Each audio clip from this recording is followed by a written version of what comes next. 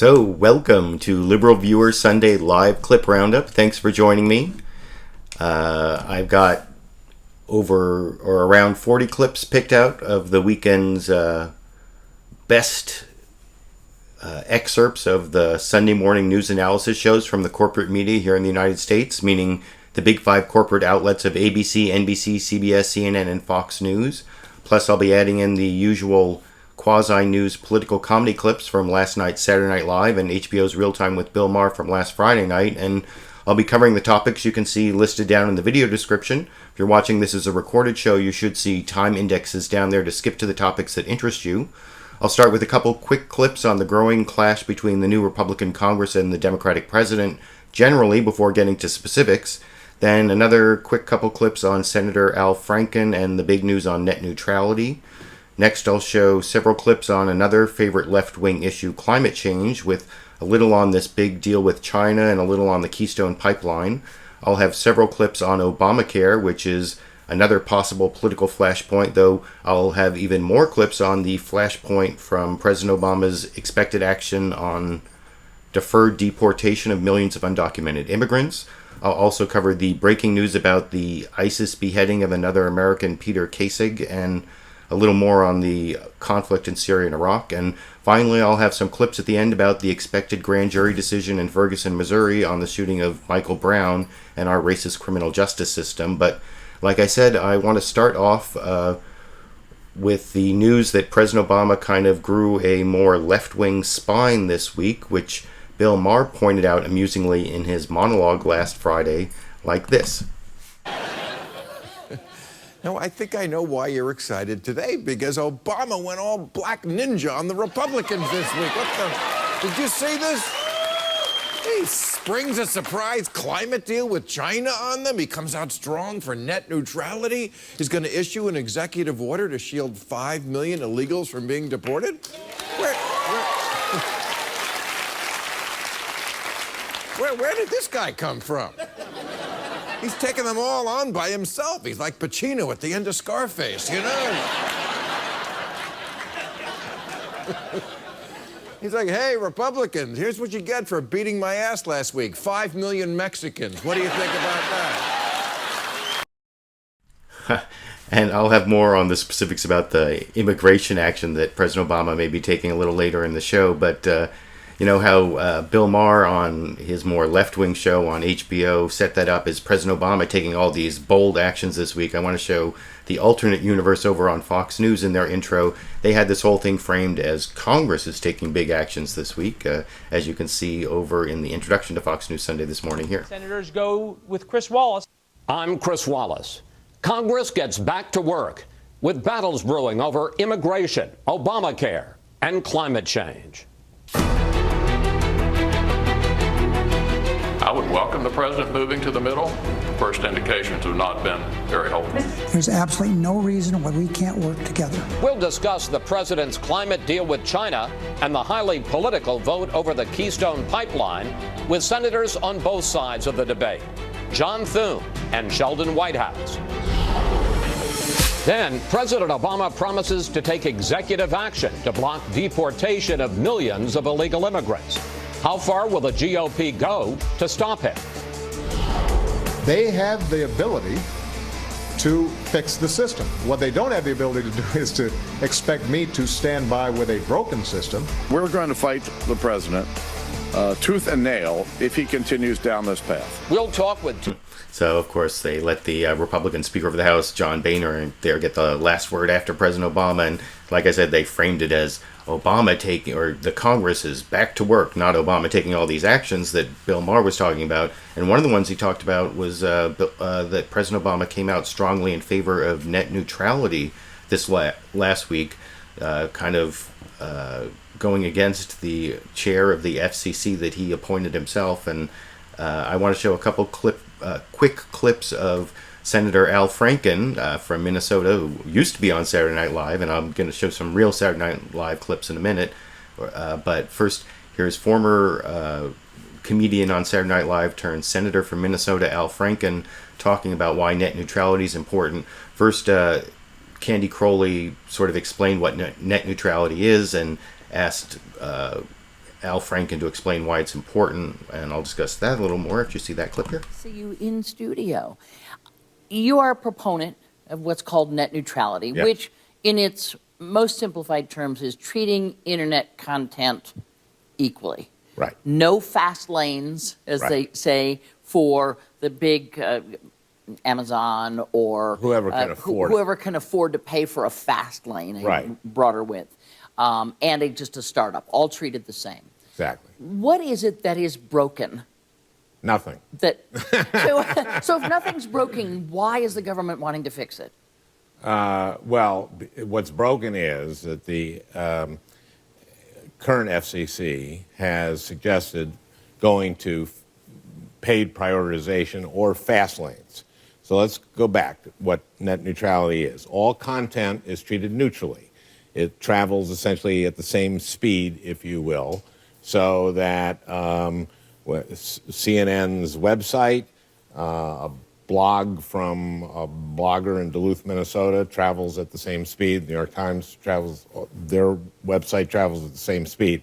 That's the way it's been from the beginning, and we want to keep it that way. If Netflix wants you not to have the little circle in your house when you're looking at Netflix, it could pay more and get on in the fast lane, as it were. Yeah, and let me tell you why this is a terrible, terrible, terrible idea to have a fast lane.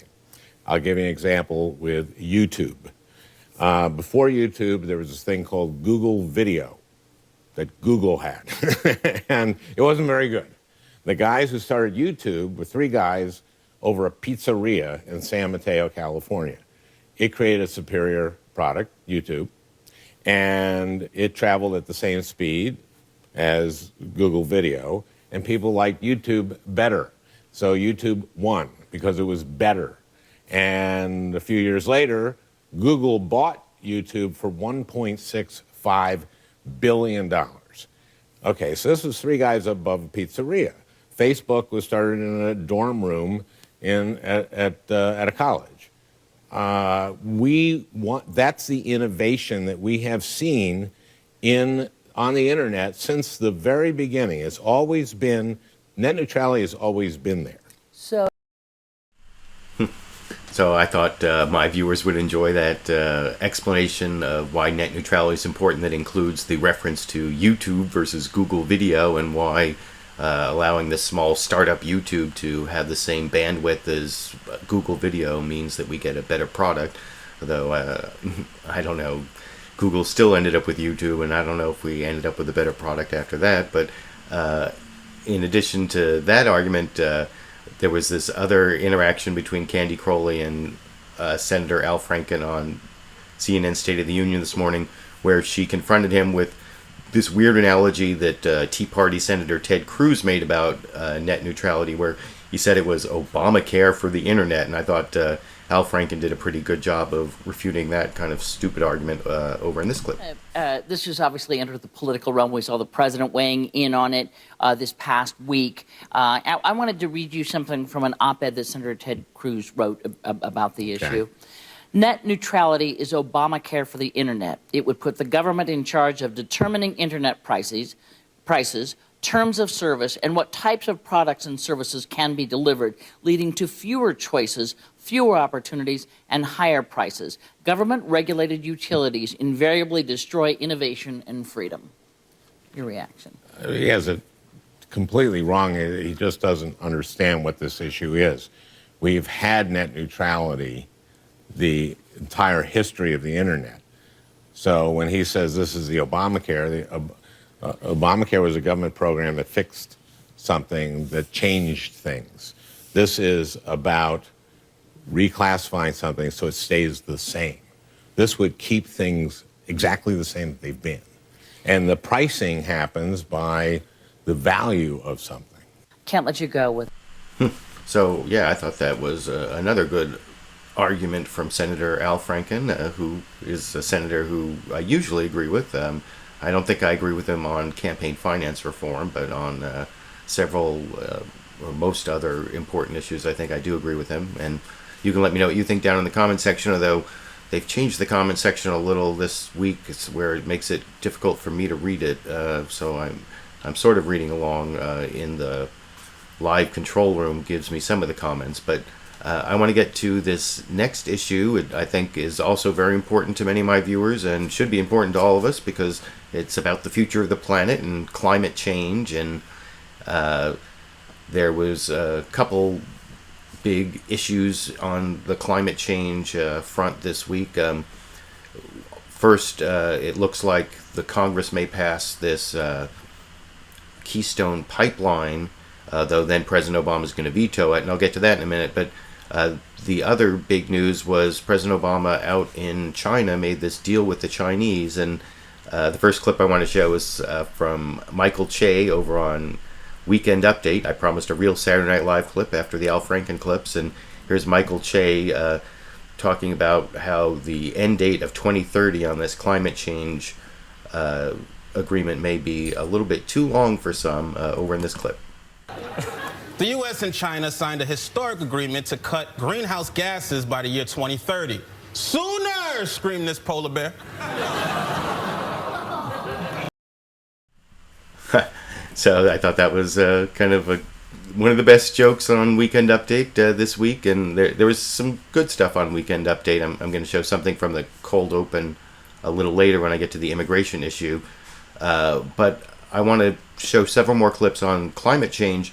First one from HBO's Real Time with Bill Maher. There was almost a real news interview with Senator Rand Paul that I don't know if he was the substitute guest, because I guess Bill Maher was supposed to have Richard Dawkins on, and for some reason he couldn't be on.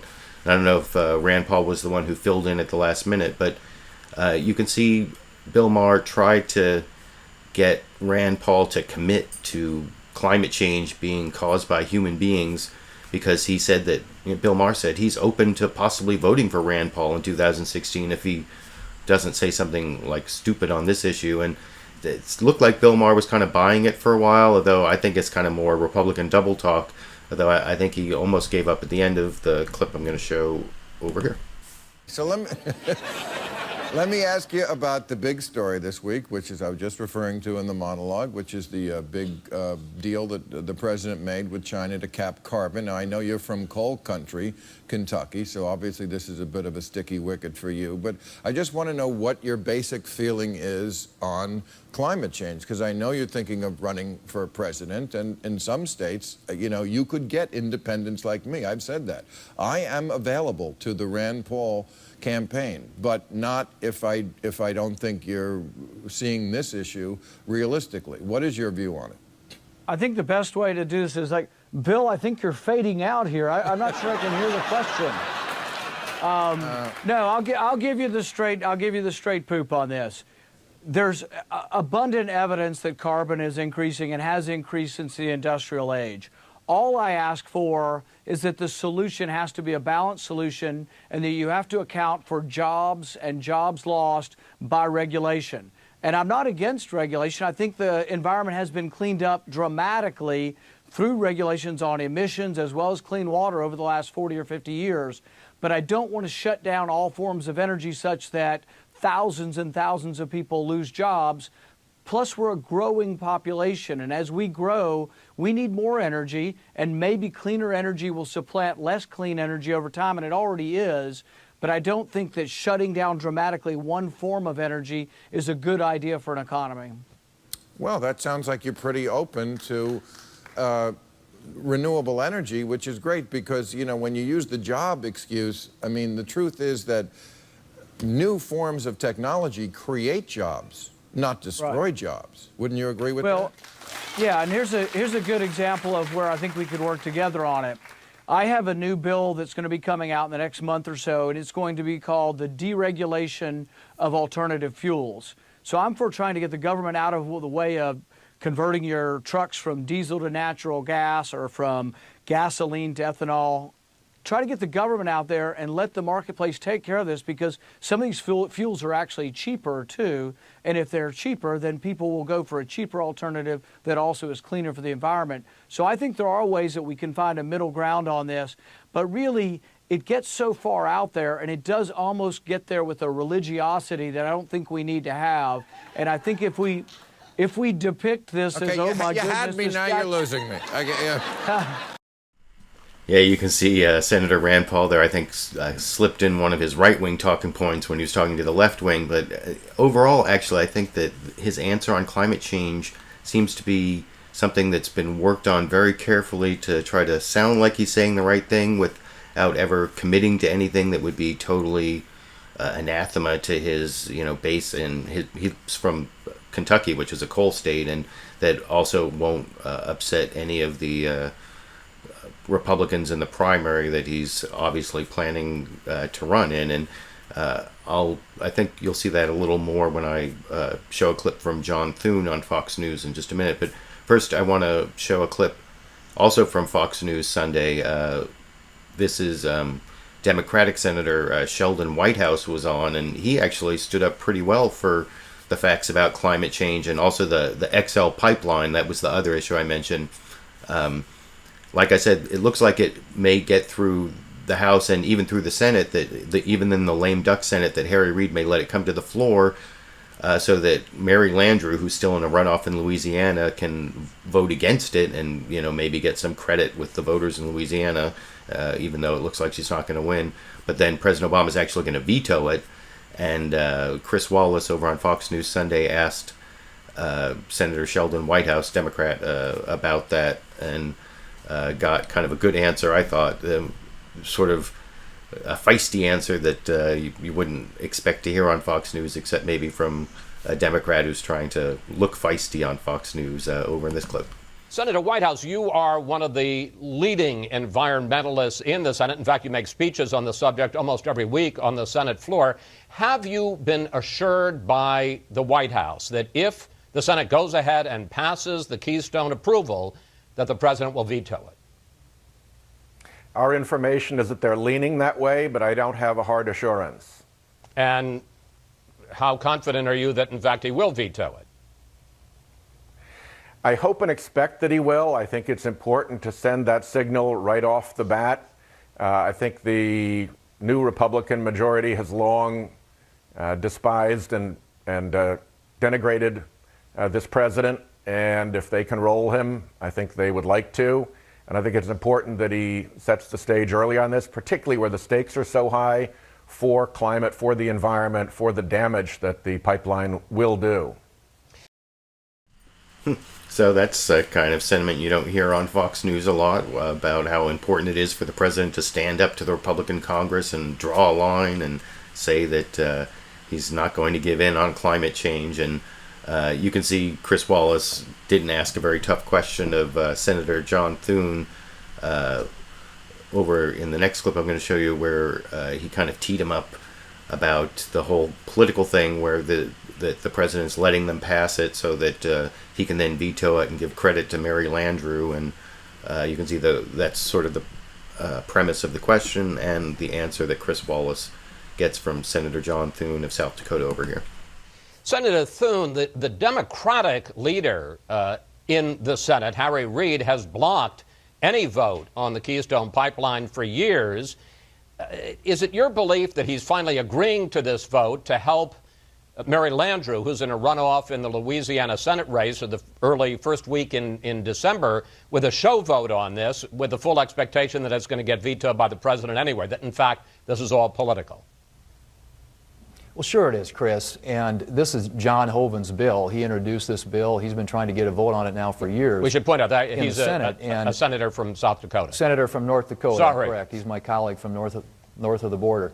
But the point is, this is a cynical attempt to save a Senate seat in Louisiana. If the Democrats were serious about this, we would have voted on this years ago. I mean, this thing's been hanging around now for 6 years. There's been 5 environmental impact reviews of the Keystone pipeline, all of which have come back and said it would have minimal impact on the environment. The President's own State Department says it would support over 40,000 jobs. In my state of South Dakota, 3,000 to 4,000 jobs, $100 million in earnings, $20 million in property tax revenue. This is an issue, a no-brainer in the eyes of the American public, which finally is coming to the floor of the United States Senate, not because they're worried about American jobs, but because they're worried about the job of a senator from Louisiana. Let me.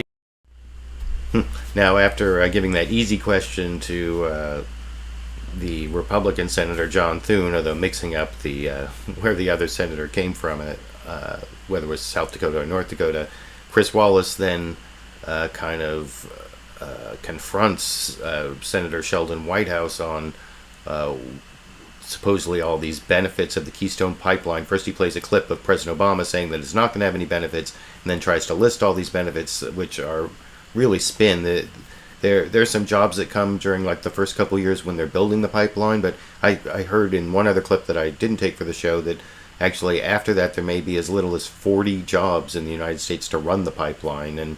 But anyway, here's Chris Wallace confronting Sheldon Whitehouse with the clip from President Obama, and then supposedly the benefits of the Keystone Pipeline over in this clip.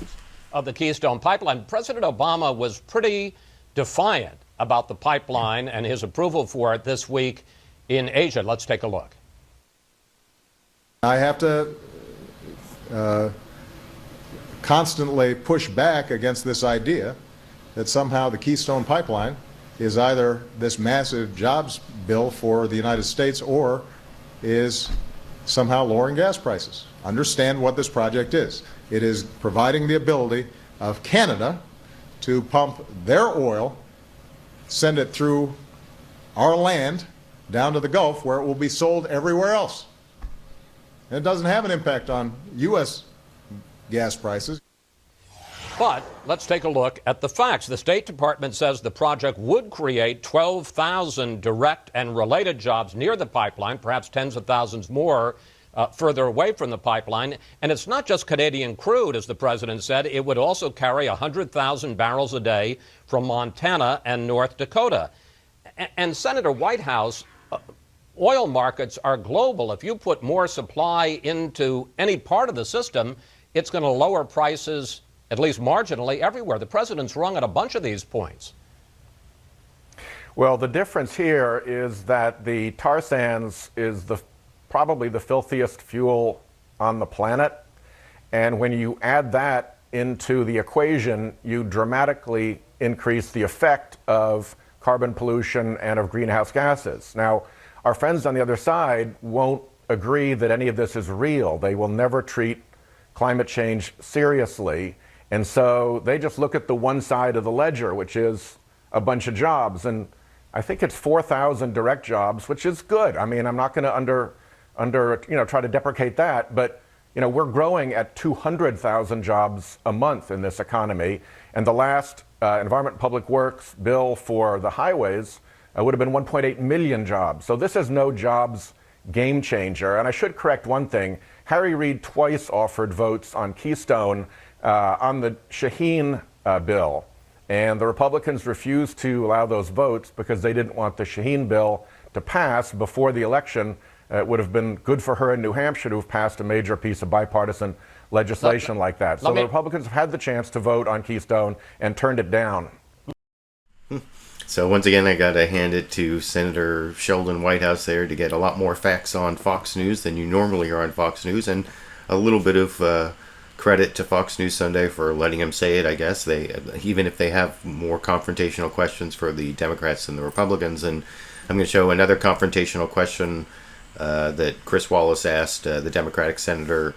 This is on the China deal, where he actually gave a fairly good summary of what has to be done with this China deal, and then quoted Senator Mitch McConnell saying that China doesn't have to do anything till 2030, which is kind of stupid. And Senator Sheldon Whitehouse did a great job of showing why it's so stupid over in this clip. With China this week, and let's take a look at that. The U.S.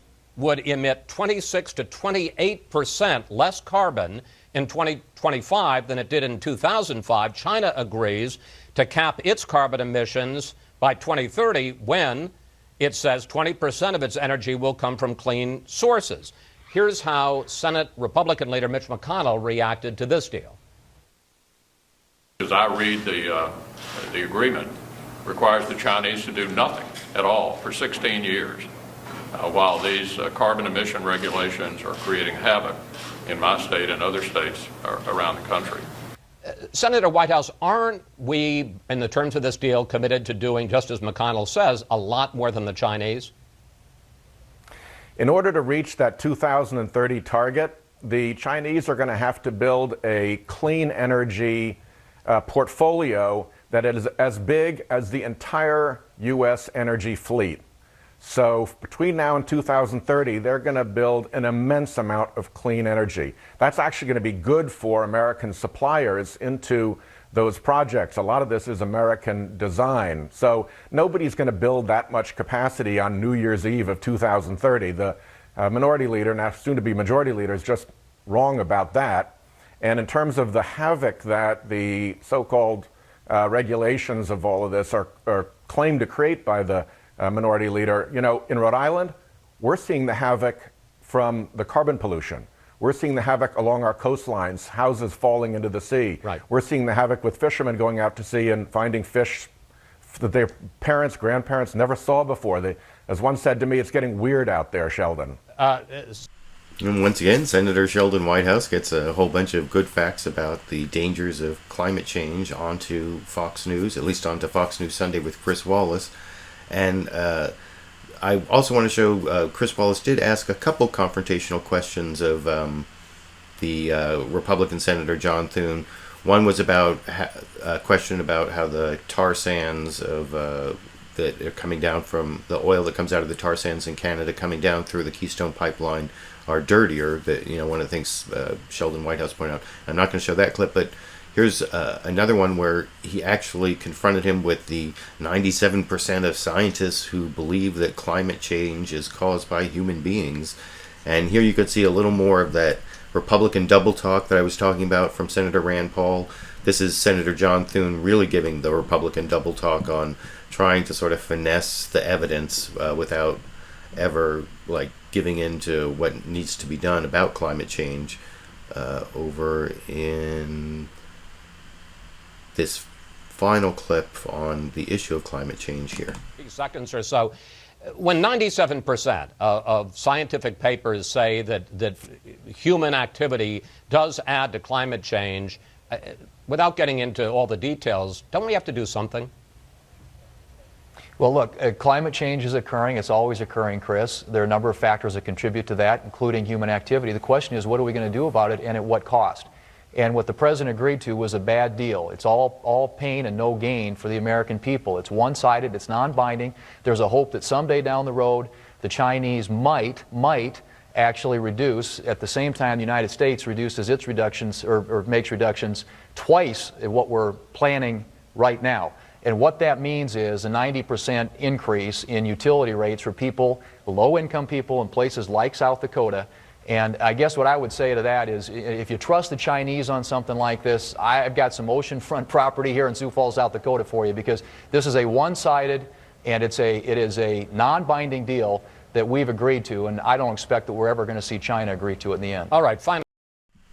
So, yeah, like I said, that's kind of like the Republican weasel arguments about why it is that we can't deal with climate change that without, you know, really totally admitting that it's man-made, you know, all the factors and whatever.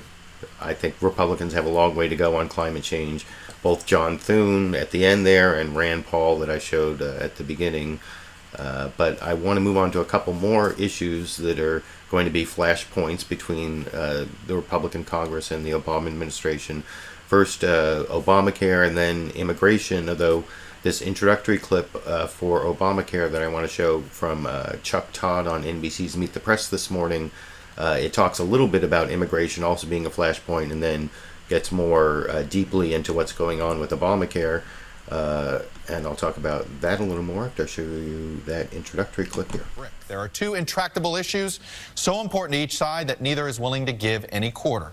Defy the other side and you're declaring political war, and that's just what's happening. To quote Betty Davis, fasten your seatbelts. It's going to be a bumpy night. If Republicans thought a wave election would humble the president, he didn't show it. Promising executive action that would stop deportations for millions of undocumented immigrants, a lightning rod for the GOP, the president doubled down. And that's going to happen. That's going to happen before the end of the year. We're going to fight the president tooth and nail if he continues down this path. So much for that kumbaya lunch at the White House last week. And there's health care. Yesterday marked the premiere of Season 2 of Obamacare. The president now playing salesman in chief. You can go online or call 1-800-318-2596 and get covered for 2015. New website, new cast, and this time administration officials hope a new storyline. After a disastrous debut last year. Nobody's madder than me about the fact that the website isn't working as well as it should. 7.1 million Americans signed up and paid by the end of the first enrollment period, hitting projections. This time around, the government expects a total of between 9 and 10 million for 2015. But that's over 3 million less than the government's original projection of 13 million signups. And yes, the future of the law remains somewhat cloudy.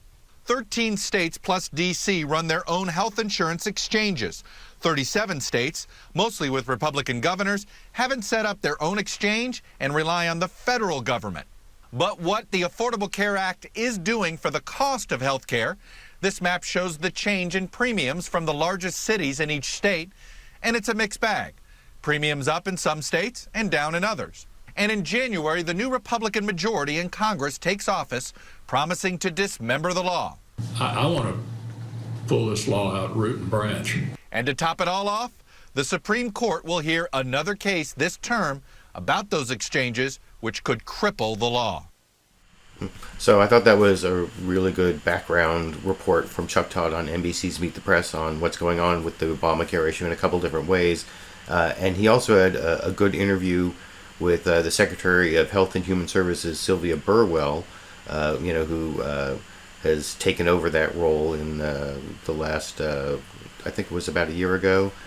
And I want to show two clips from that interview. First, Chuck Todd asking Sylvia Burwell, Secretary Burwell, as to why they lowered their expectation from, 13 million to 10 million, basically. And I thought she gave a fairly reasonable answer over in this clip. So why is it that you had to downgrade the expectations of how many people would sign up? You're looking at less than 10 million. The original projection was to try to get to 13 million after year 2.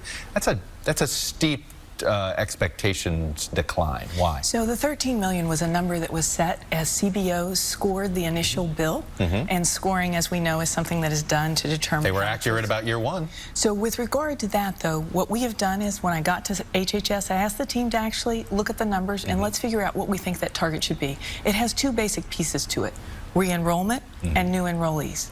With regard to the re-enrollment, what we did was went actually out to the marketplace, asked people, what is the general re-enrollment of this type of thing? They created a range that was 70 to 90%. Many of the people were in the 80 to 85. We chose 83%. Okay. And then what we did was build the number that way. So in setting our target, what we did was take the information from last year, including the fact that when CBO did its estimates and others did estimates, they actually thought more people would switch from employer-based care than did. So you think that's one of the reasons that employers haven't dropped people?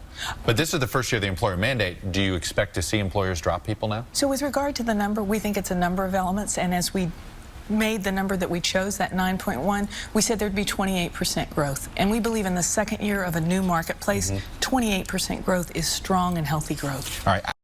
So that answer seemed fairly reasonable to me, and that the reason that they aren't having as many people sign up on the exchanges is because more people are keeping the health care that they like or whatever. Wasn't that what if you like your health care, you can keep it, so you don't end up on the exchange? And I don't know. But the other question that Chuck Todd asked Secretary Burwell was about these comments. They're actually from last year, but they just surfaced this last week from this guy who helped write the Obamacare law, Professor Jonathan Gruber, who mentioned the stupidity of the American people when talking about this arcane part of the Obamacare law on taxing really expensive, what are called Cadillac healthcare plans. And Chuck Todd actually gives that context when he introduces the issue and asks Sylvia Burwell about it, and she gives sort of a long, extended answer disowning the comments, and he didn't work for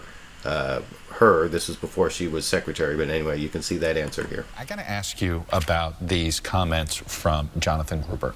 He's, of course, a lot of opponents of the Affordable Care Act have been pointing to these comments all week long. He's an MIT professor. He helped write the health care law both in Massachusetts, an advisor to the health care law and the people that wrote it back when the Obama administration was working on. I understand you didn't necessarily work with him very closely, but I do want to have you take a listen and get you to respond. This is how Gruber explained taxing high-end Cadillac health insurance plans and sort of doing a little okey-doke on the American public. Take a listen.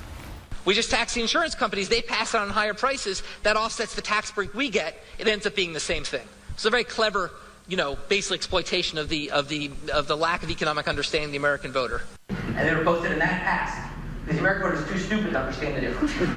Lack of transparency is a huge political advantage. And basically, call it the stupidity of the American voter or whatever. But basically, that was really, really critical to getting the thing to pass. So what does this bill do? This bill takes what I call the spaghetti approach, which it takes a bunch of ideas that might work and throws them against the wall and we'll see what sticks. He's playing into every fear that many conservatives had about this bill, that it's not transparent, that there are things in it that people don't know. This certainly can't help a credibility gap. I have to start with how fundamentally I disagree with his comments about the bill and about the American people. Since I've been at the department, one of the things that I focused on is transparency, making sure that all our numbers come out, whether they're good or bad. And the other thing is that the law is based on the issues of transparency and belief in the American people and choices in the marketplace. This past week, since we've had window shopping on, over 1 million people have come to the site and done window shopping because what they're doing is they're comparing.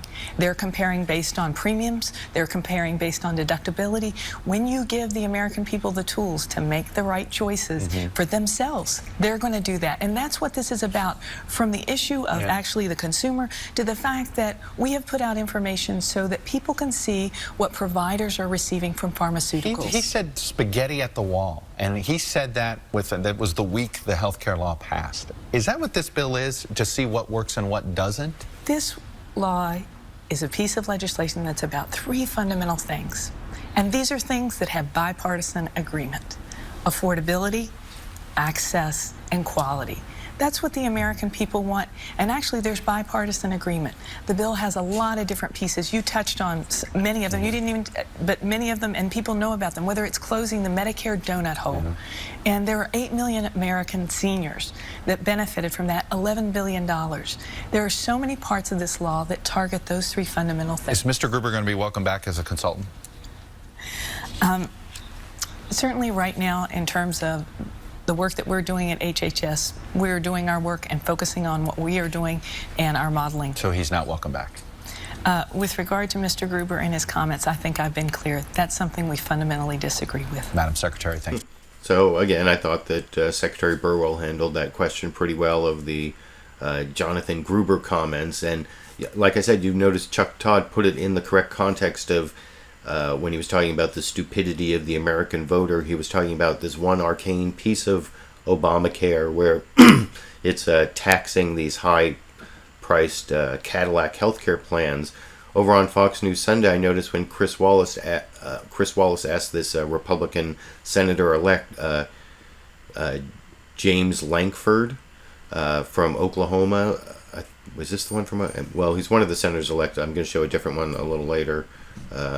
Tom Cole, but here he asked Senator-elect James Lankford about that same Jonathan Gruber quote, but just shows the stupidity of the American electorate, never really putting it in the context of what Chuck Todd did. And you can see that question and answer from Fox News Sunday this morning here. We're going to have to deal with, and that's Obamacare. And the big news this week were those comments by MIT professor Jonathan Gruber, who was one of the architects of Obamacare.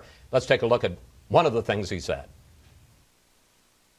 Lack of transparency is a huge political advantage. And basically, call it the stupidity of the American voter or whatever. But basically, that was really, really critical to getting the thing to pass. Senator-elect Lankford, what do you think Professor Gruber's comments show? And what is it that you think, given the fact that the president will certainly veto any outright repeal of Obamacare. What do you think the new Republican majorities in both the House and the Senate can actually accomplish in Obamacare over the next 2 years? I think Gruber's comments show what is consistent in Washington, D.C. It's this arrogance of centralized government. This administration really believes they're smarter than everyone else, and they need to just create the policy and impose the policy. And states exist only to be able to carry out their wishes from the central government. And I think that's exactly backwards. The best thing that we can actually do is return healthcare decisions back to states, back to local authorities, healthcare compact, all the different things that actually return those authorities back to the states. We have $50 billion last year in Medicare fraud, $50 billion. That doesn't get corrected by continually to centralize control. So we got to take care of the Independent Payment Advisory Board. We have to get rid of that. Medical device tax, we have to get rid of that. We have to get rid of things like the mandates on individuals. People are really frustrated with that, and they're going to watch their taxes go up next year, even more than last year. People want to have real answers. It's time to stop. Now, you notice right at the end there, he stuck in, we have to get rid of the individual mandate. That is sort of like the entire basis of Obamacare, because if you don't have the individual mandate, which requires people who are healthy to get health insurance or pay like a penalty on their taxes, depending on how much money they make, and it's very complicated, but the individual mandate, there is some penalty for not getting health care. If you take that away, then there's no way to have the ban on pre-existing conditions.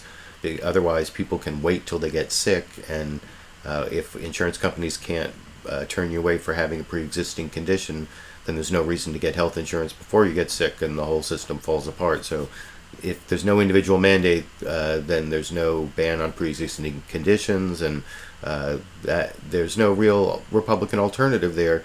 Yeah, there's this like high-risk pool thing that I don't think works very well, that I talked about several weeks ago, or even maybe months ago on my LiberalViewer Sunday Live clip roundup.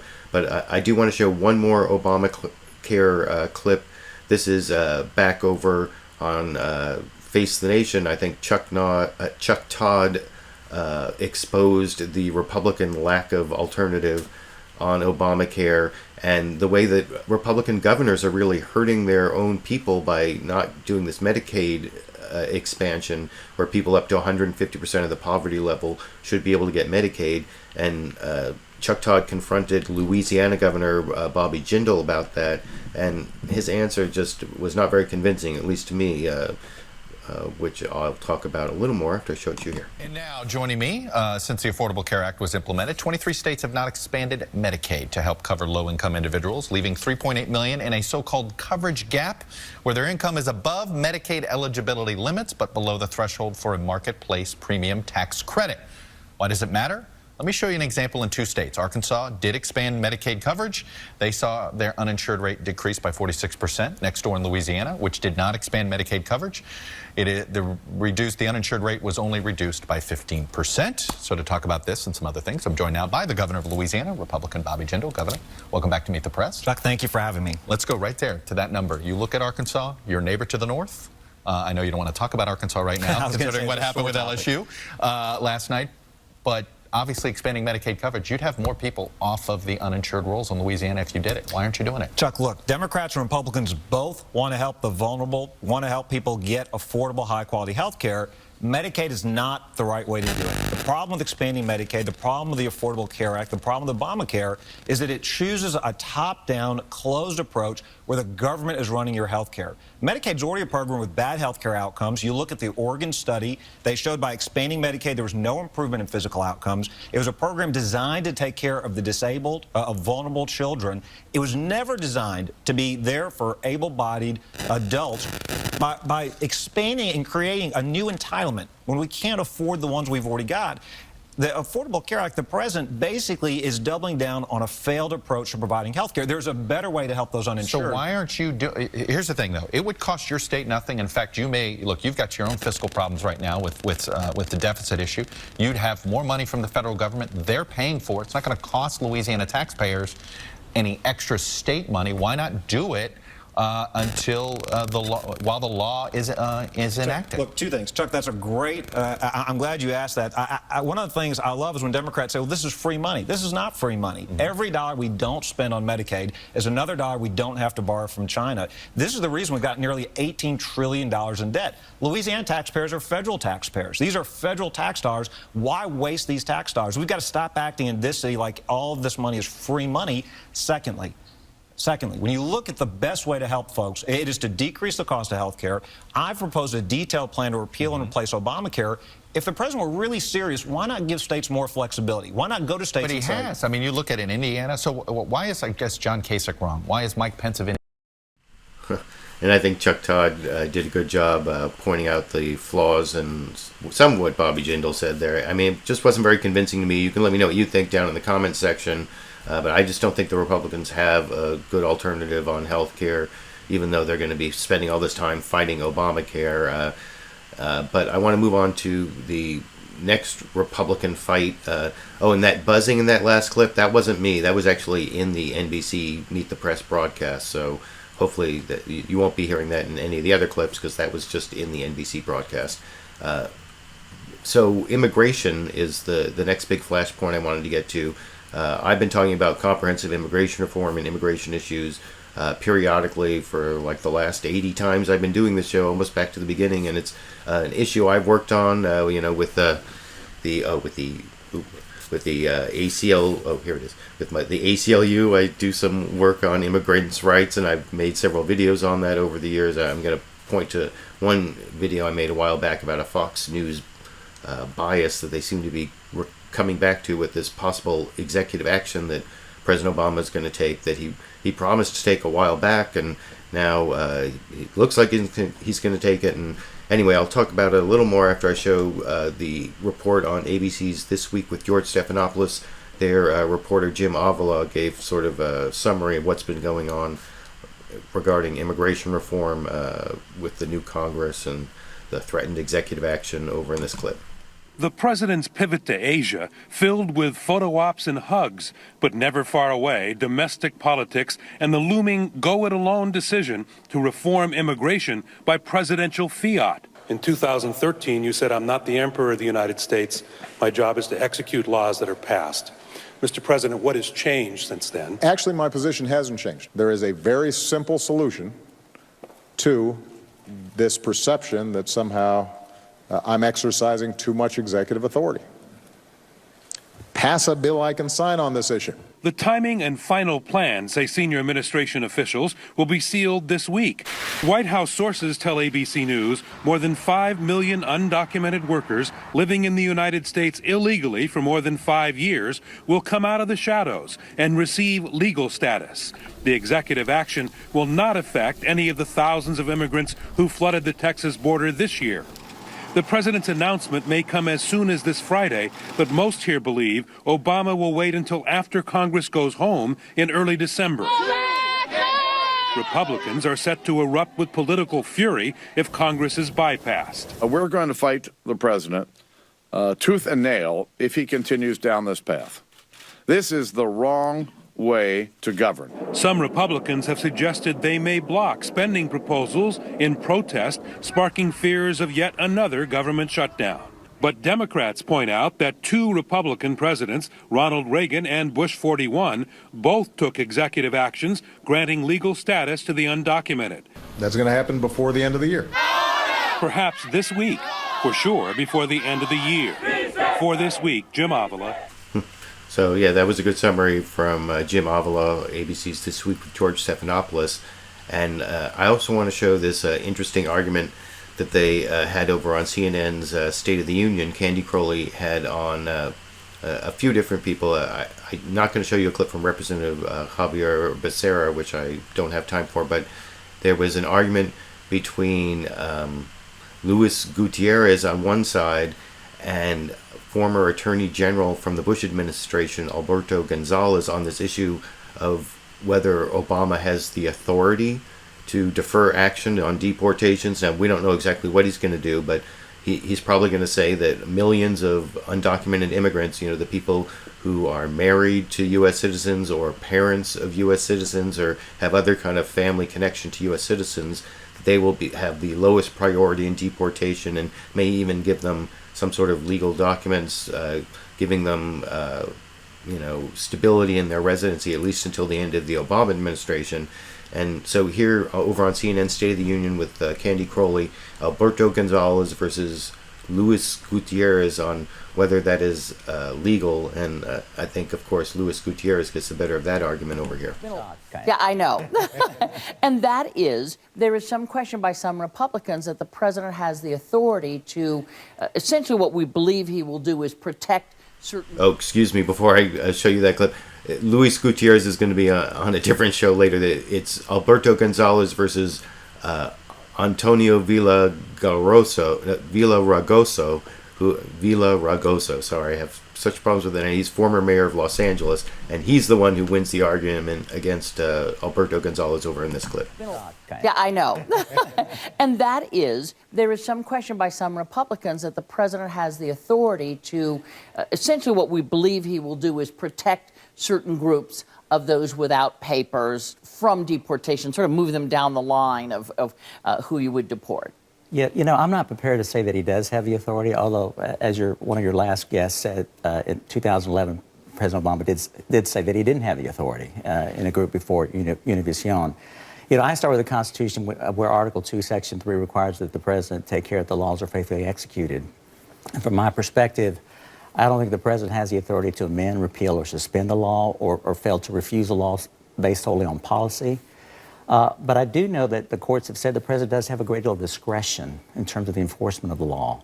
And so the question is whether or not someone who wants to challenge the president's authority here has to go to court and has to overcome two significant hurdles, and that is, has the president abused his discretion in this case, and does the person have standing? From my perspective, I think where the real debate should occur is putting aside the question of legality, which is an important question. Should the president be doing so at this time as a matter of policy? And for various reasons we can talk about, I happen to believe it's ill-advised and short-sighted to take executive action at this particular time. And that's the political question now, is whether this is the appropriate time. I want to ask you all a process. No, I would like yes, to go ahead. speak to that. I mean, there actually have been 70 years of precedents in this regard. Ronald Reagan. Well, no, starting with Roosevelt and Truman with the Bracero program, Eisenhower, Johnson, Kennedy, all brought in Cubans. My stepdad came in as a result of that. The 20 times since the 1970s, you've seen presidents exercise judicial, prosecutorial discretion. So this isn't a first time. It's happened again and again and again for nearly 70 years. So, like I said, I agree with former Los Angeles Mayor Antonio Villaraigosa, if I have pronounced it correctly for once, and I'm going to even show you some more authority on why President Obama can do this in a minute. But first I want to show another Republican who's trying. This is Tea Party Republican Senator Mike Lee over on CBS's Face the Nation, also questioning the president's authority to take this action, talking to Bob Schieffer this morning here. I think Senator McConnell's right. I think we're not heading into a government shutdown, and there are a lot of reasons for that. One of them has to do with the fact that this president has a few options in front of him. Now, he can listen to the American people who have just spoken, just weeks after he said that his policies will be on the ballot. And one of those policies was, in fact, possible executive action on amnesty. He can listen to the American people, which I think would be good, or he can turn away from what the American people have said. Look, ultimately, this Congress is a Congress that's neither Republican nor Democratic. It's the American people's Congress.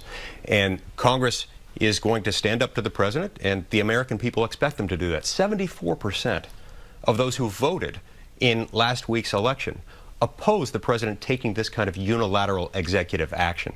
And I think even if he doesn't respect elections, he at least needs to respect the rule of law. Ours is not a government of one, and he doesn't have the legislative power. But what if he course, he doesn't have the legislative power, and ours is not a rule of one, but the president does have very broad authority, a lot of it coming from Congress, and I actually put a link down in the video description to this website. This is the National Immigration Law Center has put up with a whole bunch of links explaining why it is that the president has broad authority to take this kind of executive action.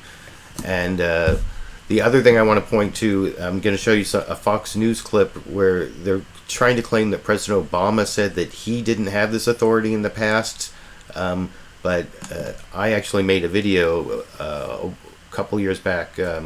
Fox News creates false Obama contradiction on immigration, where they only show part of what he says in these clips, where he does talk about having a great authority in the area of immigration. He just can't fix the problem for good. He can't give people citizenship. He can't give them a path to citizenship. And here you can see, this is a clip from Fox News Sunday. You can see Chris Wallace asking Tom Cotton, who's another senator-elect, a Tea Party senator-elect, asking him about whether President Obama is exceeding his authority and using sort of a dishonest clip. Well, the real dishonest clip came later in the discussion section of Fox News Sunday. They showed an excerpt clip, and I didn't take that clip. This is actually Chris Wallace confronting this Tea Party senator-elect with President Obama's saying that he's going to exercise authority, and you get kind of a similar answer as to what you heard from Mike Lee, but seemingly with a lot more willingness to shut down the government over it here. I indicated to Speaker Boehner several months ago that if in fact Congress failed to act, I would use all the lawful authority that I possess to try to make the system work better. And that's going to happen. That's going to happen before the end of the year. Senator-elect Cotton, I think it's fair to say you come from the Tea Party wing of the GOP. Do you think Republicans should be prepared to either shut down the government by making some links to the funding which runs out on December 11th, or to pass these short-term spending bills to keep this fight up with the president? Well, I don't think anyone wants to shut down the government because that doesn't solve the problem. But it's not just Republicans who have spoken on this. The American people have spoken. Immigration was a central issue in my campaign. I won by 17 points. Kay Hagan, Mark Begich, Mark Udall all supported President Obama's amnesty bill. They lost. Mayor Landrieu is about to lose. Greg Ortman, Allison Grimes, Bruce Braley, Michelle Nunn, they lost and they supported that bill. The voters of Oregon, not exactly a conservative state like Arkansas, voted 2-1 against driver's license for illegal immigrants. So the American people have spoken loudly about the kind of immigration reform they want, and it's not what the president is proposing. But you've got to know, and this has happened before. It happened on Obamacare in 2013. It happened with Newt Gingrich on the budget back in the 90s, when Republicans take action, even if it's the president who ends up vetoing what links they put to funding, it ends up biting Republicans. Chris, it's actually happened thousands of times over our history that Congress uses our power to control how taxpayer dollars are spent to put limitations on what a president can do. For the last 6 years with Guantanamo Bay, the president has wanted to close our detention facility there and move terrorists to the United States. But are you saying you'd be prepared, like with Obamacare, to shut down the government? I'm saying that with Guantanamo Bay, we have fully funded our military spending bills for the last 6 years and put restrictions on what the president can do in terms of transferring terrorists from Guantanamo Bay to the United States. There's no reason that we can't fund all of our immigration agencies and law enforcement agencies, yet not let the president use taxpayer dollars to give Social Security numbers and work permits and photo IDs to illegal immigrants. So you'd... Well, I wouldn't say there's no reason. One reason is because President Obama might veto the bill and shut down the government, and then it might get blamed on Republicans. But I want to show another Republican try to respond to the argument that there's Republican inaction, is even though, you know, there was this bipartisan bill passed through the Senate, and then for a year and a half it sat in the House and never got passed. Here's how Republican Tom Cole responds to that confrontational question from Martha Raddatz over on ABC's This Week with George Stephanopoulos in this clip. I think he's putting it right to you. And the Senate passed immigration reform. I think more than 500 500 days ago, been sitting in the House. Why shouldn't the president just say, I've had enough? Well, first of all, the president, I think, here is being political and cynical. He had plenty of opportunities to do things when he had complete Democratic control, promised to have a bill within 100 days, didn't do any of those things, said he would act this year, then put it off after the elections for political reasons. So it's been a political weapon rather than a problem to be solved, in my view, from the president's standpoint. Second, you know, that bill that passed the Senate, 2 out of every 3 Republicans in the Senate voted against it. So the idea it was going to pass a Republican House was just never in the cards. And frankly, the threat was always that this bill will be used as a political football going back and forward.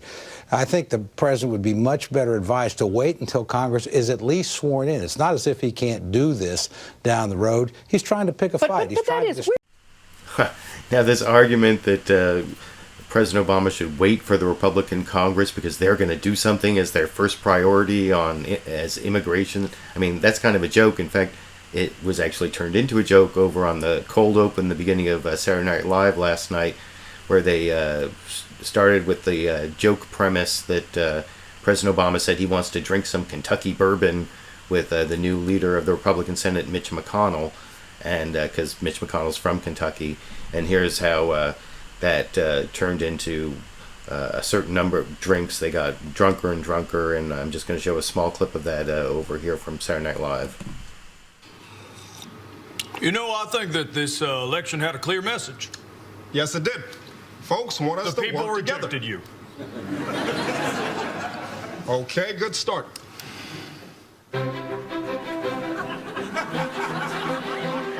We ask you not to move on immigration without us, and the first thing you do is say you're going to move the first thing. Okay, so you're telling me that Republicans are going to pass an immigration bill? That's your first. That's one of your first acts. A bill of immigration. Absolutely, yes. It is a huge priority. Really? Definitely. Okay. Now we're having fun.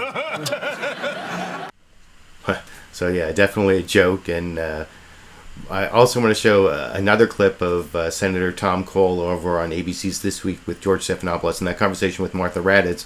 The other person who you saw there, that was Representative Luis Gutierrez, and I want to show how Tom Cole said that he's going to push for these Republican ideas of security first or securing the border first, and Luis Gutierrez says that's basically why it is that President Obama needs to act now while Republicans deal with all these other things that don't really help the families who are being hurt over in this clip. The president wants a fight. I think he's actually trying to bait us into doing some of these extreme things that have been suggested. I don't think we will. But I think what you will see is the immigration thing probably broken into pieces. If it was up to me, and it's not, I would start with a big border security bill, and I would move it through the House and the Senate. It's bipartisan. We'll see what the president does. In the HB1 visa reform. In the meantime, let's say to American citizens who are married, who this broken immigration system is destroying their marriages, to American citizen children, we're going to put you in a safe place, in abeyance, while the congressman and I and others work on a final solution. Which you're going to have to continue on the Hill. Well, I think maybe we should avoid using terms like final solution, but otherwise I think he's making a good argument, or a pretty good argument, and I thought he made a really good argument as to why it is that President Obama can't wait anymore in an earlier part of that same interview with Martha Raddatz on ABC's This Week over in this clip. Welcome, gentlemen. Let me start with you. Congressman, why move on this executive action now? Because why not have some goodwill with the new Congress? Wait 6 months. I think it's excellent question. Number one, we said to the Republican Party, we want to work with you, and the president has attempted to work with them. We passed a Senate bill. When the Republicans said can't include gay people, it was hard for us, but we said okay. When they said there couldn't be citizenship for everyone right away, we said okay. When they said, hey, we have to do it in bits and pieces, we said okay. Each and every time we said okay, they refused to act on the issue. And why must the president act now?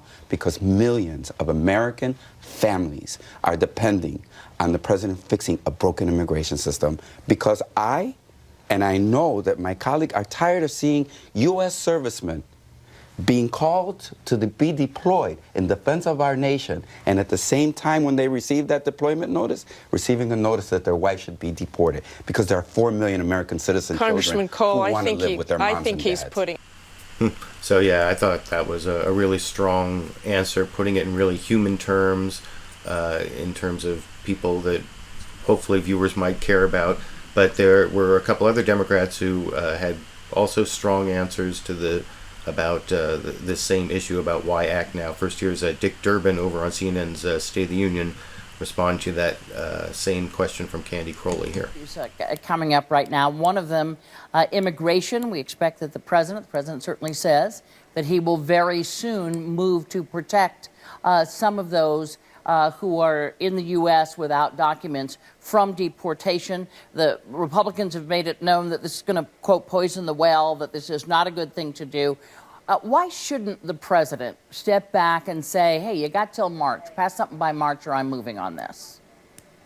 I can tell you the Republicans can't have it both ways. For over a year and a half, we have left on their table in the House of Representatives a bipartisan immigration reform bill to address our broken immigration system.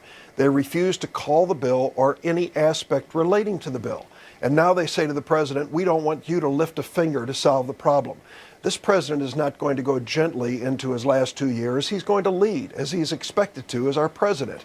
And I hope that John Boehner and the Republicans will understand at least the message of the last election was solve problems. Don't just go to a political standoff, do something. If they fail to do it, if the Republicans fail to do it, the president will act and I will support him. So put you down as you think the president should just go ahead and act, not give Congress any time to pass something. I've given up on Mr. Boehner on this issue. If he wants to step forward and make some explicit promise that the House of Representatives is going to move on comprehensive immigration reform now, while we're in this lame duck session, then it's another story. Without that, the president should move. So yeah, and then I'm going to show next Senator Claire McCaskill making basically the same argument you heard from Senator Dick Durbin, just showing that there's another strong Democrat in the Senate taking that same position. This is on CBS's Face the Nation, talking to Bob Schieffer this morning here. Let me talk a little bit about what he said on immigration. He said what the Republicans have been saying up on the Hill. The president taking unilateral action on immigration is a poke in the eye, like waving a red flag in front of a bull. Are you comfortable with the president taking unilateral action?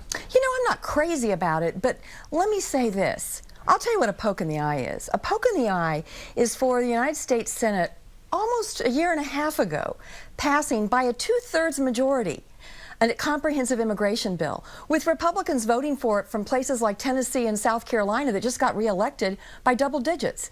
And Speaker Boehner has refused to debate one of the most complicated and difficult problems facing our country. They won't take our bill up. All he has to do next week, if he doesn't want the president to act, is take up the Senate bill, amend it, change it, put up your own bill. Let's get back to doing our work instead of just blaming the president for everything. Well, I think blaming the president for everything, isn't that what the Republicans actually ran on in the elections we had this month? So, of course, they have to implement that. But anyway, that's the last clip I want to show you on the immigration issue. You can let me know what you think about whether the Democrats or the Republicans have a better argument.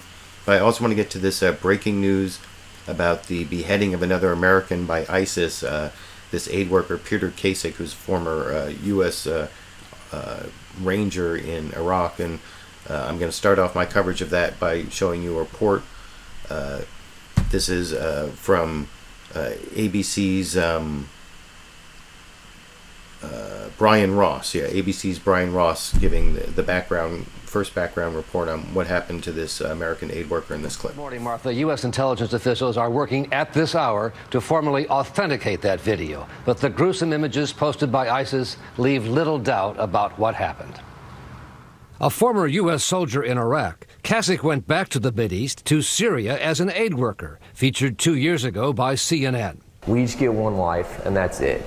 You get one shot at this. During captivity, Kassig converted to Islam and changed his name from Peter to Abdul Rahman. From their home in Indiana, his parents, Paula and Ed Kassig, launched a campaign pleading for their son to be set free.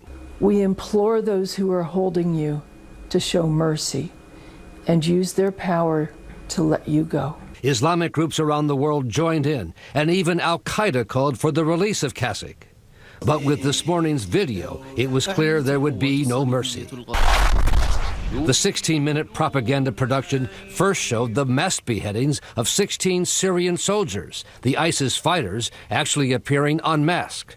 And then, in the last 2 minutes, the same masked man with a British accent seen in previous execution videos appears with Kassig's severed head at his feet. He claims he is in the Syrian city of Dabiq and addressed President Obama saying, "We are burying the first American crusader in Dabiq, eagerly waiting for the remainder of your armies to arrive." Kassig was captured in October of last year. In a letter smuggled out by a fellow prisoner, Kassig wrote this to his parents: "If I do die, I figure that at least you and I can seek refuge and comfort in knowing that I went out as a result of trying to alleviate suffering and helping those in need." So that's pretty nasty. And the news on the military campaign in Iraq and Syria against ISIS also isn't all that great. I'm going to show, here's also another reporter from ABC's This Week with George Stephanopoulos, Alex Marquardt, reporting on the military situation here. Good morning, Martha. In an unannounced visit to Iraq this weekend, the top U.S. General Martin Dempsey said that the tide is starting to turn in the fight against ISIS, but said it will still take several years. Dempsey said that the 3-month U.S.-led air campaign has shown that ISIS is not an unstoppable 10-foot-tall force, but rather what he called a bunch of midgets running around with a really radical ideology. But Dempsey's visit came as the U.S. is looking to double the number of its forces on the ground in Iraq to more than 3,000. The more than 900 U.S.-led airstrikes have had some success in helping slow the advances of ISIS, but have not really diminished the vast territory that the group still controls in Iraq and Syria. ISIS attacks have continued unabated, and nowhere has that been more plain to see than in the northern Syrian city of Kobani, which has been besieged by ISIS for 2 months amid almost daily U.S.-led airstrikes. The president has said repeatedly that the goal of the U.S.-led coalition is to degrade and destroy ISIS, but we are a long way from that becoming a reality. So those are the two ABC reports. I also want to show one more report. This is from Fox News Sunday. This is on the beheading of Peter Kassig. And I thought it was a little strange. They also, the guy who beheaded him, they refer to him as Jihad Johnny. And I also thought that they had this weird clip in there of former Defense Secretary Robert Gates saying that there's politics in the White House, shock of all shocks. And they use it to like criticize the Obama administration in a way that seemed like pasted into the middle of this report from their, this is Catherine Herridge, Fox News reporter on Fox News Sunday this morning here. Chris, the 16-minute video is being reviewed by the U.S. intelligence community to determine its authenticity. But to date, ISIS does not have a track record of making false claims about the execution of hostages. If confirmed, Kassig would be the 5th Western hostage beheaded by the Islamic State in less than 3 months and the 3rd American. Kassig was kidnapped in October 2013. A former Army Ranger, Kassig had traveled to the Middle East to work as a medical assistant on the border. After a video released last month appeared to show Kassig and threatened to kill him next, his family made public pleas for his release and stated their son was a convert to Islam. The new video is a dramatic departure from previous propaganda tapes and includes what appears to be the mass beheading of more than a dozen members of the Syrian military. There are at least 2 sections that include what purports to be the British executioner, clad in black and known by the moniker Jihad Johnny, who threatens similar attacks against U.S. interests. On the president's strategy in Iraq and Syria last night, his former defense secretary accused the administration of meddling in a way that has not been seen since Vietnam. I think when a president wants highly centralized control in the White House, at the degree of micromanagement that I'm describing, that's not bureaucratic, that's political. Analysts say the tape may provide new clues about the group's location, especially its leadership, with unconfirmed reports the British executioner was injured in last weekend's airstrikes. I don't know, let me know what you think. I thought that was a pretty gratuitous attack on the Obama administration in the middle of that report on the beheading. And the next clip I want to show, I talked about there being mixed results in the U.S. campaign against ISIS. I also want to show this report from NBC's Richard Engel about how well the Iraqi forces are doing, and there's some really disturbing parts of what he reported, although he's over in Istanbul, so I'm not sure if his sources are from the, I don't know who his sources are, but it's about the way the Iraqi forces aren't working very well over here. Have to go. What is the state of the Iraqi military, and how are they doing in the fight against ISIS? I think it's very mixed, frankly. There are some units of the Iraqi military that are making some progress. They made some advances north of Baghdad in the last several days. But the military is infiltrated. It's infiltrated by Shiite militias. It's infiltrated by the Iranian Revolutionary Guard.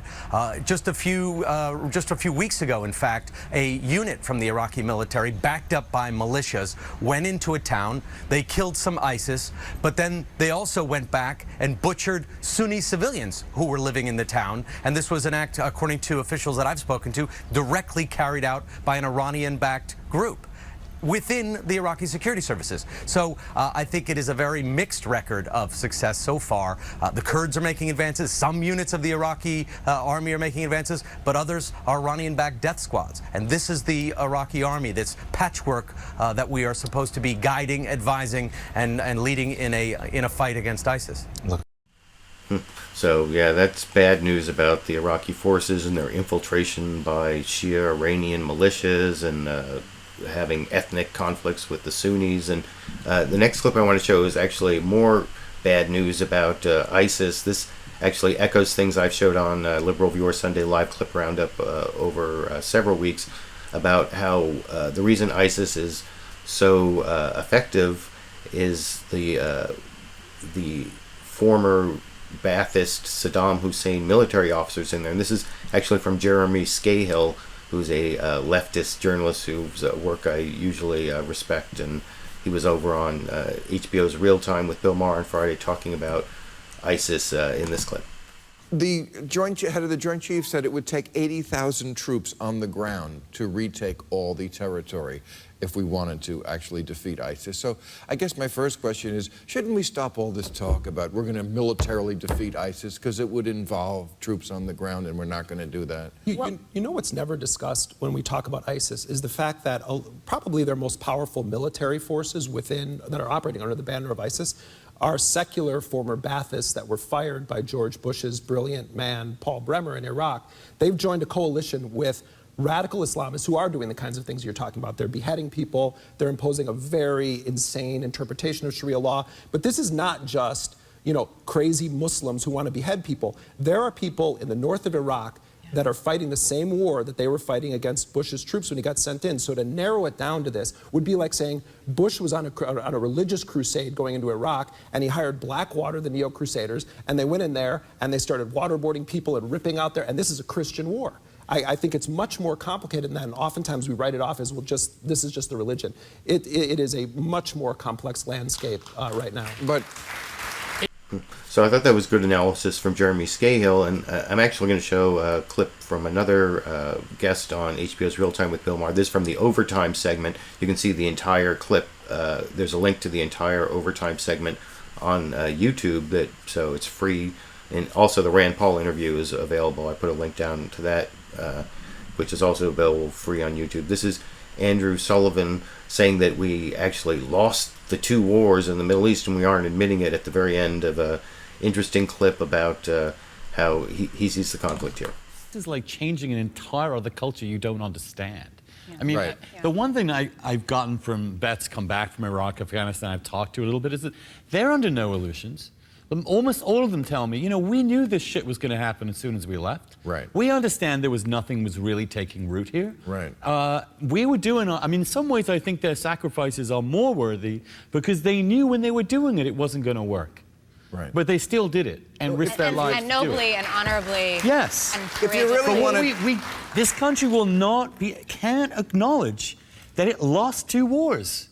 And it can't acknowledge that means that we cannot start fighting another fucking one in the same place and expect a different result. So I thought that was definitely a clip worth watching and interesting analysis. And another person who you don't see a lot on the news was the director of national intelligence, James Clapper, guy who rubbed his head while saying that we're not spying on millions of Americans while he was spying on millions of Americans. Well, he was over on CBS's Face the Nation. Of course, Bob Schieffer didn't ask him anything about NSA spying, but did ask him about whether ISIS is hooking up with Al-Qaeda again. And actually, James Clapper was kind of denied that it was happening, which I thought was interesting over in this clip. Danger points in the world. I wonder, could I get your take on what's happening now in Iraq and Syria, where we hear of this alliance between Al-Qaeda in Syria and ISIS? Do you? Well, I think I don't see that. We don't see that basically because of the countervailing competing objectives. And I think what you're specifically referring to is al-Nusra. Yes. Which is the Al-Qaeda chapter or franchise in Syria, and ISIS. And because of their competing objectives and who would have to be subordinate to the other, really don't see that at the strategic level.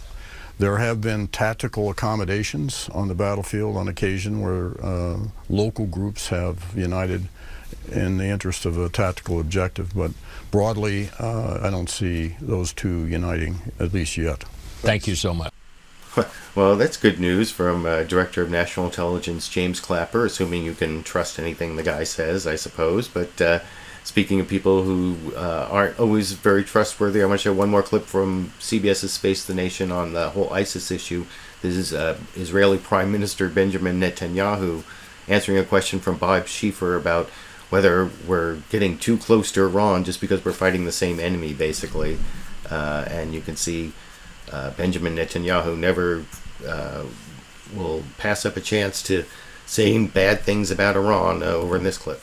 President Obama says his reaching out to Iran to help in the fight against ISIS has nothing to do with Iran's nuclear program.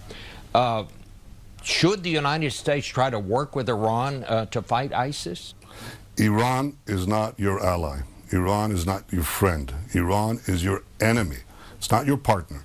Iran is committed to the destruction of Israel, just as the P5+1, the United States and the world powers are negotiating with Iran a nuclear agreement.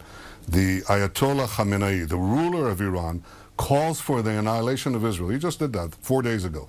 He specified 9 ways and reasons by which Israel should be destroyed. He's participated in rallies and chants of death to America, death to Israel. This is not a friend, neither in the battle against ISIS nor in the effort, the great effort that should be made to deprive them the capacity to make nuclear weapons. Don't fall for Iran's ruse. They are not your friend. I don't think Bibi Netanyahu is going to be vacationing in Iran anytime soon. But that's the last clip I want to show you on ISIS. You can let me know what you think about that whole conflict and the beheading of Peter Kassig. And I'm way over time, but I want to show you 4 quick clips on the possible grand jury indictment coming up, or lack of grand jury indictment, of Officer Darren Wilson in St. Louis County, Missouri, for the shooting of Michael Brown in Ferguson, Missouri. First, 2 quick clips from ABC's This Week with George Stephanopoulos. Martha Raddatz covered it first with a setup piece by their reporter, Pierre Thomas, talking about what's going on in Ferguson, Missouri in this clip. For the first time, we see Officer Wilson in the moments not long after he shot Michael Brown. Surveillance video obtained by the St. Louis Post-Dispatch shows Wilson en route to the hospital, and police radio dispatches provided to the newspaper chronicle some of that fateful day. We hear Wilson, Unit 21, offering to help with a call. 21 to 25 or 22. You guys need me? Then we hear officers at the scene of the shooting where Brown lay dead in the street. Get us several more units over here. There's going to be a problem. Those words prophetic as weeks of unrest unfolded, reigniting long-standing tensions over race and policing. It's a recurring theme. An officer smashing through a car window, tasing a father as his children record the video from the back seat. A South Carolina man shot after reaching for his wallet at the instruction of the police officer who pulled him over. Why did you shoot me? Allegations of excessive force. Disturbing images that help explain why Ferguson has sparked so much frustration among many African Americans. They ask, why did seemingly routine encounters escalate so dramatically? But on the other side of the spectrum, there are some uncomfortable facts that may be influencing how some police respond to blacks.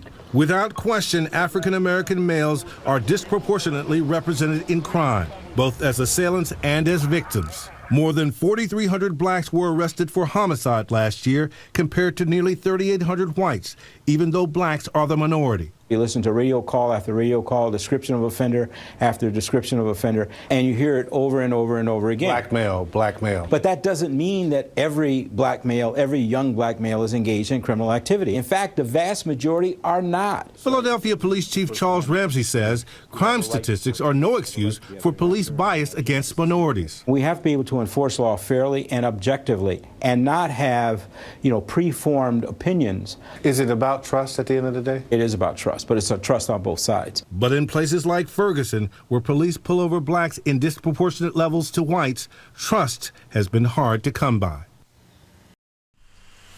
So that was a good background report from Pierre Thomas, and it sounds like the indictment or lack of indictment may be coming up this week, and everyone seems to be saying there's not going to be an indictment, although I did see this Alderman Antonio French from St. Louis, Alderman Antonio French, on that same report or same broadcast of ABC's This Week with George Stephanopoulos say that he still has some hope there might be an indictment, and that would be interesting because I think there probably is enough evidence, though it's hard to say because the evidence is secret, which is why this whole grand jury thing is a problem. But anyway, here's Antonio French saying he still has hope of a possible indictment here. Yeah, so I have not given up hope that there will be an indictment. I think the evidence warrants at least a trial, and I think ultimately that's what the community needs in order to heal the long-term wounds. But if it doesn't go that way, I think we will see large protests in the street. And what we've asked police to do is, again, if there are individual cases of individuals who break the law, to deal with them and do not tear gas entire crowds of people or punish the entire group.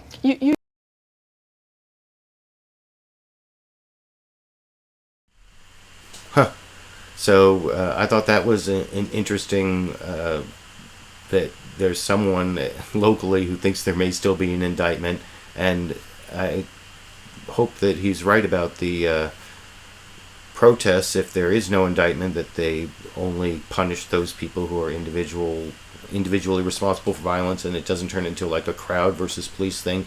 And I've actually heard reports there may be protests all over the country. Who knows?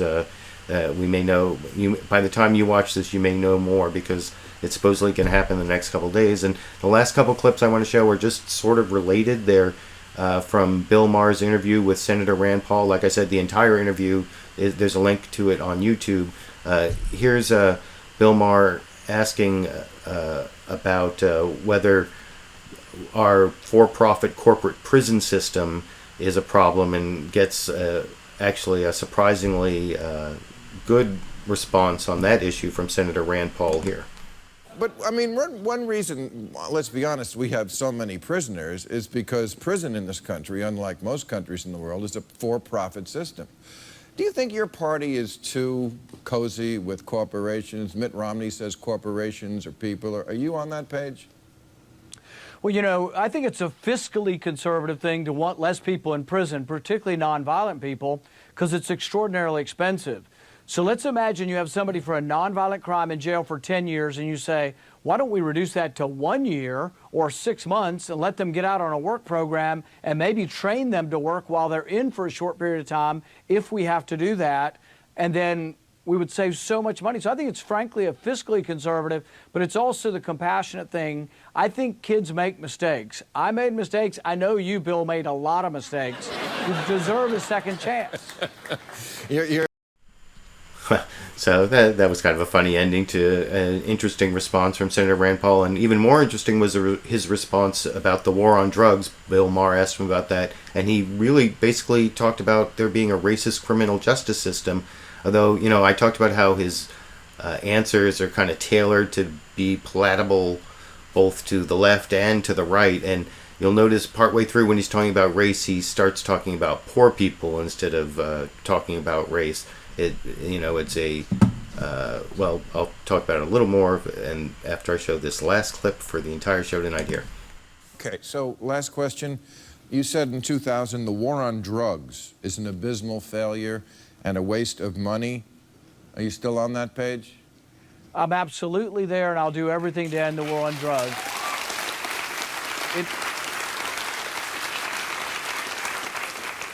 The war on drugs has become the most racially disparate outcome that you have in the entire country. Our prisons are full of black and brown kids. 3/4 of the people in prison are black or brown, and white kids are using drugs, Bill, as you know, are using drugs at the same rate as these other kids, but kids who have less means, less money, kids who are in areas where the police are patrolling, police are given monetary incentives to make arrests, monetary incentives for their own department. So I want to end the war on drugs because it's wrong for everybody, but particularly because poor people are caught up in this and their lives are ruined by it. Music to my ears. Thank you, Senator. So it was mostly music to my ears, although I noticed at the end he substituted poor people for the racial part he was talking about, which is much more accurate, especially if I've got the new Jim Crow, and I'm still working on a video. Hopefully I can get it up in time for the decision of the grand jury, although that looks like it's coming the next few days, and it's been all real busy, and I'm still also working on the video on this, so I should have several good videos up in the next week or so if I can get past some of this other work that's been taking me out of what I wanted to do for you. But anyway, this whole show was delayed, which I apologize for, and I'm way over the time I should have been done. I'd missed like a dinner reservation, and so I still appreciate the over 100 of you who joined me by the end here, and those of you who are watching as a recorded show, like I said, you can, I guess by now you don't need to click down to the different topics. I'll be doing this show every Sunday, hopefully starting at 6:30 p.m. Pacific next Sunday. But sorry it took so long to get everything ready. There are all these things going on I don't really want to go into. And so look for those upcoming videos on Sam Harris's Islam quote in his book over here, The End of Faith, and also on the racist criminal justice system and the Ferguson grand jury verdict based on Michelle Alexander's book, The New Jim Crow there. Both of those should be coming up sometime in the next week or so. And so I appreciate also those of you who are watching as a recorded show, or if you go to my channel now, if you're watching as a recorded show up here, if you hover your little mouse pointer over that corner, you should see a little eye where you can donate to my show. And I only got a very small amount. I think I got one $10 donation in the last week. But just to show my good faith, I'm only going to put the commercials in for every 30 minutes on this show as well. And then if I don't get more donations, I may have to go back to the every 15 minutes to make at least something close to minimum wage, which is something we're supposed to believe in, right, as people on the left. Shouldn't I get at least minimum wage for the 10 hours and then the 90 minutes, 10 hours of preparation and 90 minutes of broadcast? I hope you enjoyed the work I put into it, picking out the clips for you, even if I had to kind of rush through some of the commentary tonight. And I've been reading the comments along the way, but hopefully that'll get fixed by next week so I can interact better with the comments again. Thanks again for joining me, and I'll be seeing you all around the internet.